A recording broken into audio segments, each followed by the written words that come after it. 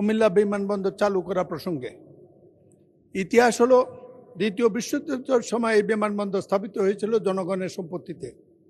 পরবর্তী পর্যায়ে স্বাধীন হওয়ার পর, পাকিস্তান হওয়ার পর, বাংলাদেশ পর এই বিমানবন্দর চালু ছিল। জনগণের ক্ষতিপূরণ দেওয়া হয় নাই। 96 থেকে 2000 সালে আওয়ামী লীগ সরকারের প্রধানমন্ত্রী এর সম্পত্তি ইপিজেডকে দিয়ে দেন, কিন্তু নির্দেশ ছিল বিমানবন্দরটি চালু রাখার। এটা চালুর পক্ষে মূল কারণ হলো কুমিল্লা এখন শীর্ষ বৈদেশিক জেলা। এই জেলা মোট জনসংখ্যা 65 লক্ষ, 13% রুদের বিদেশে থাকে। তাদের যদি আটবার যায় তাতে বিমান লাভজনক হবে।